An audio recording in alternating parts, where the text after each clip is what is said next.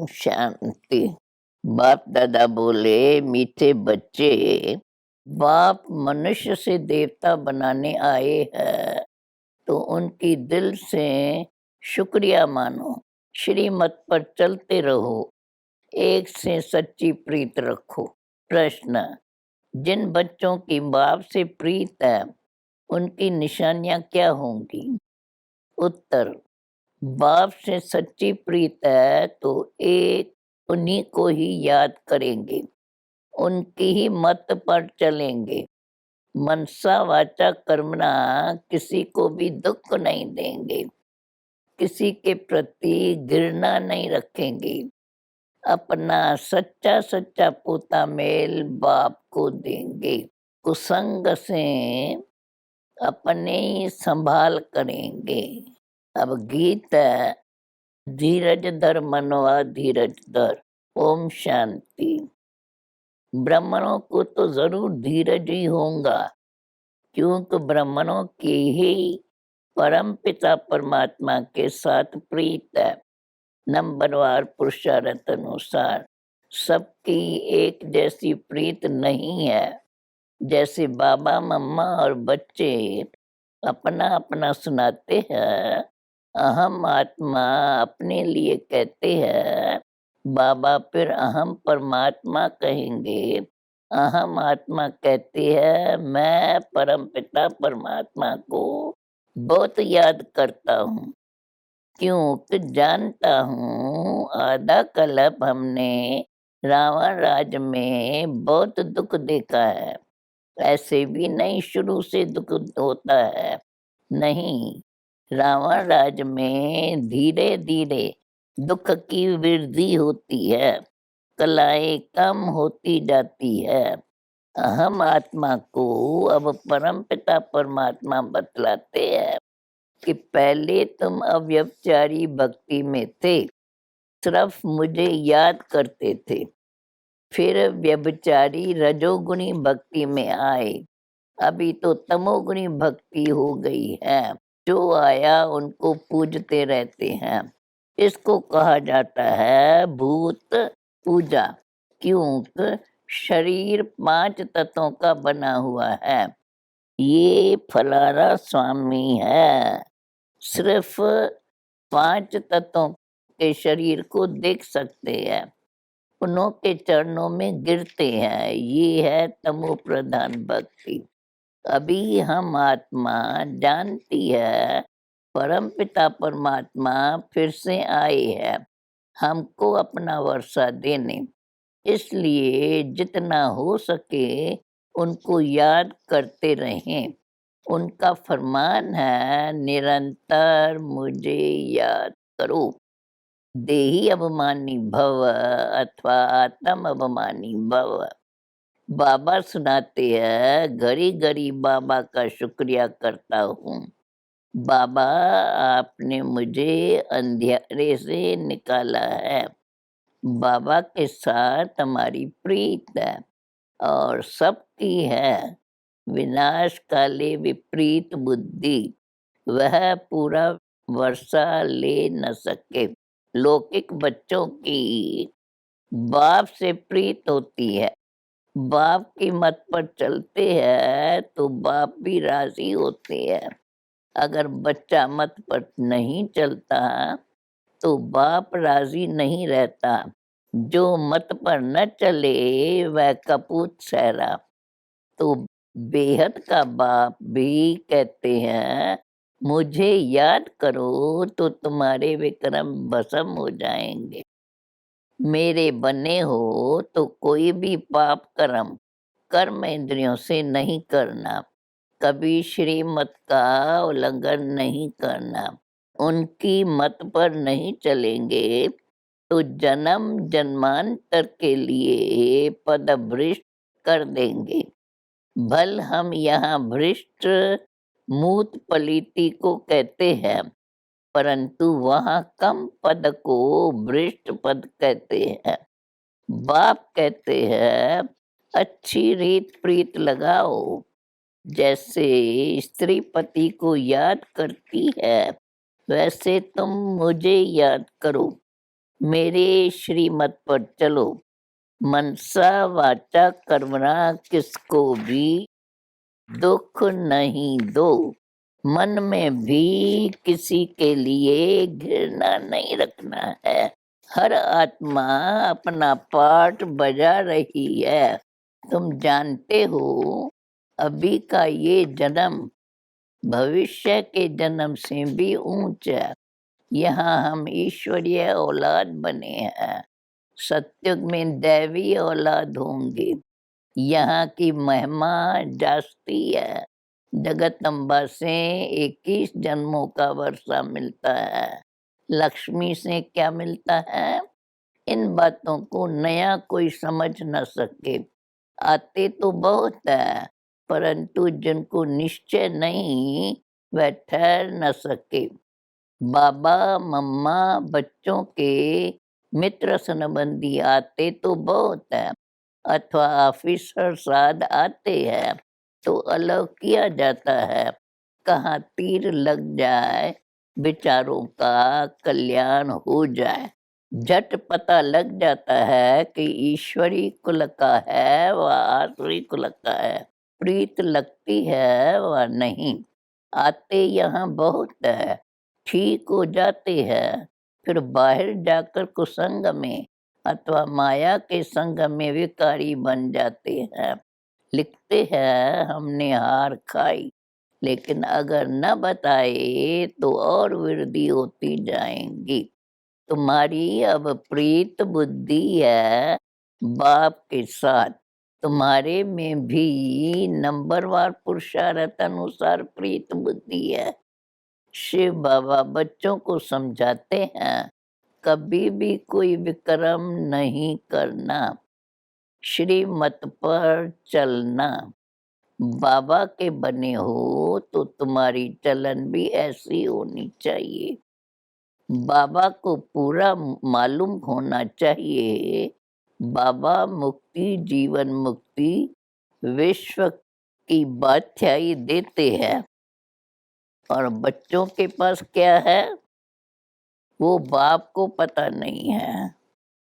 वह तो सब पैसे आद अपने काम में ले लेते हैं। मैं तो हूँ निराकार, तुम बच्चों के ही काम में लगाता हूँ। जैसे गांधी जी देश के काम में लगाते हैं, इसलिए उनका नाम बाला है। बरोबर गांधी ने कांग्रेस राज स्थापन किया, नहीं तो यहाँ राजाओं का राज्य था।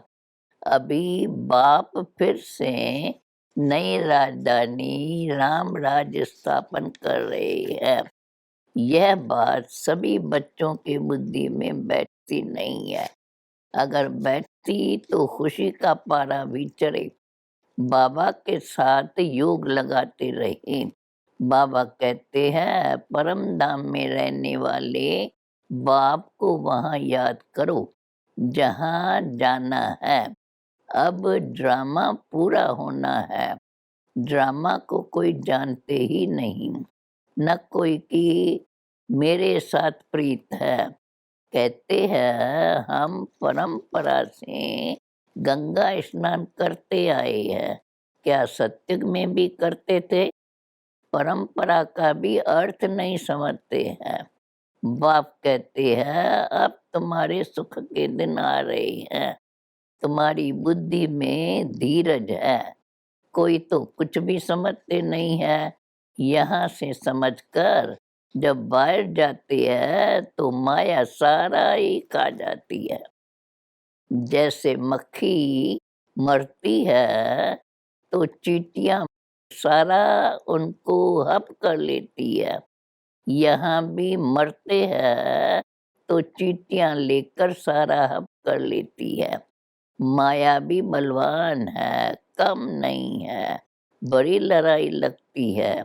यहाँ रहते भी क्लास में नहीं आते हैं तो समझा जाता है यह स्वर्ग के मालिक नहीं बन सकते, कृष्णपुरी में जा न सके, कुछ भी वैल्यू नहीं।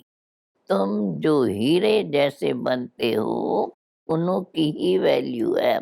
तुम जानते हो हम वर्थ पाउंड बन रहे हैं। एक घर में एक हंस, एक बगुला होगा तो खिटपिट ज़रूर चलेंगी। यहाँ तो बगुले से किनारा होता है। मूत-पलीती के हाथ का तुम खा भी नहीं सकते हो, परंतु बच्चों का बाप से इतना लव तो है नहीं। इसलिए सोचते हैं कि पेट कहाँ से भरेगा। अरे! भील लोग कहाँ से खाते हैं? आजकल तो कोई कफ़नी पहन ले तो मुफ़्त में पैसे मिलते रहते हैं। सब पाँव पड़ते रहते हैं। जो आएगा मूर्ति के आगे पैसा रखता जाएगा। बहुत ईज़ी है। ये दुनिया ही ऐसी है, बच्चों को ख़्याल करना चाहिए। यह दुनिया जल्दी खलास हो तो स्वर्ग में जाए, परंतु लायक भी बने ना, पद भी पाना है ना, वहाँ भी पोज़ीशन का फ़र्क रहता है। पढ़ाने वाला एक ही है, कोई राजा-रानी, कोई नौकर-चाकर, कोई साहूकार-प्रजा। राजधानी स्थापन हो रही है और धर्म स्थापक राजा ही नहीं स्थापन करते हैं। इसलिए बाबा कहते हैं खबरदार रहो, विनाश काले पूरी प्रीत बुद्धि चाहिए। जितनी प्रीत होंगी उतना बाप से वर्षा लेंगे। याद करना भी सिखाया जाता है। बाप बतलाते हैं, बाबा को और चक्कर को याद करो, स्वदर्शन चक्कर फिराओ। हम लाइट हाउस है कि भैया हमारी नैया को पार ले जाता है। एक आँख में शांति धाम, एक आँख में सुख धाम रखना है। अच्छा, मीठे मीठे सिकील दे बच्चों प्रेत मात पिता बाप दादा का याद प्यार और गुड मॉर्निंग। रूहानी बाप की रूहानी बच्चों को नमस्ते। अब फिर धारणा के लिए मुख्य सार। हर एक पाठधारी के पाठ को देखते हुए किसी से भी घृणा नहीं करनी है। मनसा वाचा कर्मणा किसी को भी दुख नहीं देना है। बाप को अपना पूरा पोता मिल देना है। विनाश काले पूरा प्रीत बुद्धि बनना है। श्रीमत पर अपनी चलन श्रेष्ठ बनानी है। कुसंग से अपनी संभाल करनी है। अभी वरदान है, सूक्ष्म पापों से मुक्त बन संपूर्ण स्थिति को प्राप्त कराने वाले सिद्धि स्वरूप भव। कई बच्चे वर्तमान समय कर्मों के गति के ज्ञान में बहुत इजी हो गए हैं, इसलिए छोटे-छोटे पाप होते रहते हैं। कर्म फिलॉसफी का सिद्धांत है, यदि आप किसी की गिलानी करते हो, किसी की गलती को फैलाते हो या किसी के साथ हाँ में हाँ भी मिलाते हो, तो यह भी पाप के भागी बनते हो।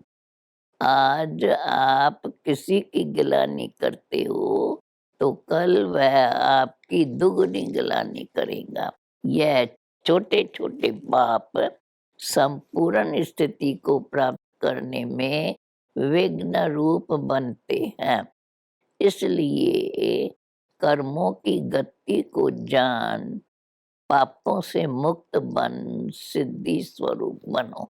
लास्ट में स्लोगन है, आदि पिता के समान बनने के लिए शांति, शक्ति और सर्व गुणों के स्तंभ बनो।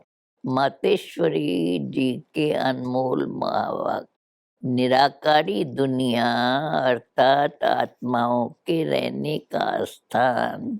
जब हम निराकारी दुनिया कहते हैं तो निराकार का अर्थ ये नहीं कि उनका कोई आकार नहीं है, तो उसका मतलब है जरूर कोई दुनिया है, परंतु उसका स्थूल शरीर माफिक आकार नहीं है।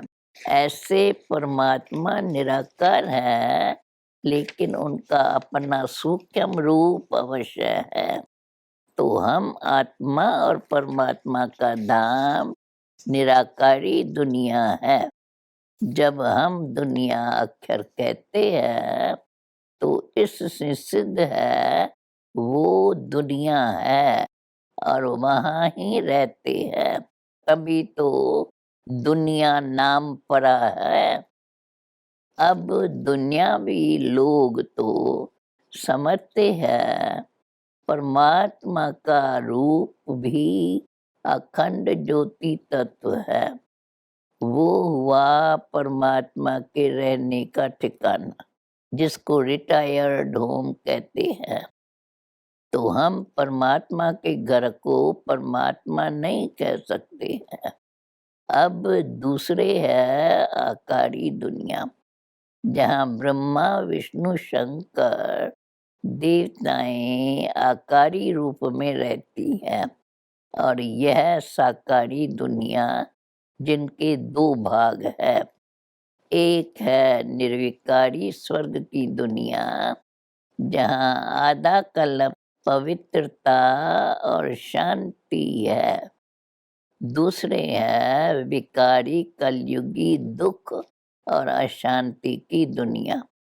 अब वो दो दुनियाएं क्यों कहते हैं? क्योंकि यह जो मनुष्य कहते हैं स्वर्ग और नर्क, दोनों परमात्मा के रची हुई दुनिया है। इस पर परमात्मा के महावाक्य है, बच्चे मैंने कोई दुख की दुनिया नहीं रची, जो मैंने दुनिया रची वो है सुख की रची हुई दुनिया। अब यह जो दुख और अशांति की दुनिया है, वो मनुष्य आत्माएं अपने आप को और मुझ परमात्मा को भूलने के कारण यह हिसाब किताब भोग रहे हैं। बाकी ऐसे नहीं। जिस समय सुख और पुण्य की दुनिया है, वहाँ कोई सृष्टि नहीं चलती है। अवश्य जब हम कहते हैं कि वहाँ देवताओं का निवास स्थान था, तो वहाँ सब प्रवृत्ति चलती थी, परंतु इतना जरूर था वहाँ विकारी पैदाइश नहीं थी, जिस कारण इतना कर्म बंधन नहीं था। उस दुनिया को कर्म बंधन रहित स्वर्ग की दुनिया कहते हैं। तो एक है निराकारी दुनिया, दूसरी है आकारी दुनिया, तीसरी है साकारी दुनिया। भगवान के आने का अनादि रचा हुआ प्रोग्राम। यह जो मनुष्य गीत गाते हैं, ओ गीता के भगवान अपना वचन निभाने आ जाओ।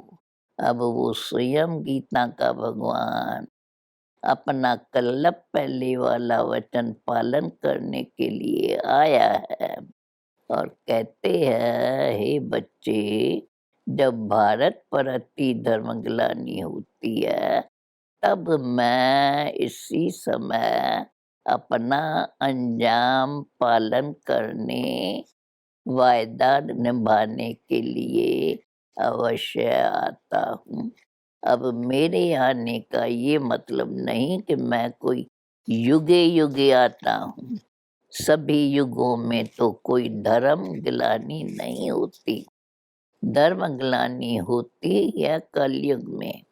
तो मानो परमात्मा कलयुग के समय आता है और कलयुग फिर कल्प कल्प आता है। तो मानो मैं कल्प कल्प आता हूँ। कल्प में फिर 4 युग है, इसको ही कल्प कहते हैं। आधा कल्प सत्युग त्रेता में सतोगुण सतो प्रधान है, वहाँ परमात्मा के आने की कोई ज़रूरत नहीं। और फिर तीसरा द्वापर युग से तो फिर दूसरे धर्म की शुरुआत है। उस समय भी अति धर्मग्लानि नहीं है। इससे सिद्ध है कि परमात्मा तीनों युगों में तो आता ही नहीं है। बाकी रहा कलयुग, उसके अंत में अति धर्मग्लानि होती है। उसी समय परमात्मा आकर अधर्म विनाश कर सतधर्म की स्थापना करता है। अगर द्वापर में आया हुआ होता तो फिर द्वापर के बाद तो अब सतयुग होना ही चाहिए, फिर कलयुग क्यों? ऐसे तो नहीं कहेंगे परमात्मा ने घोर कलयुग की स्थापना की। अब यह तो बात नहीं हो सकती है। इसलिए परमात्मा कहता है मैं एक हूँ और एक ही बार आकर अधर्म का विनाश कर, कलयुग का विनाश कर, सत्य की स्थापना करता हूँ। तो मेरे आने का समय संगम युग है। अच्छा, ओम शांति।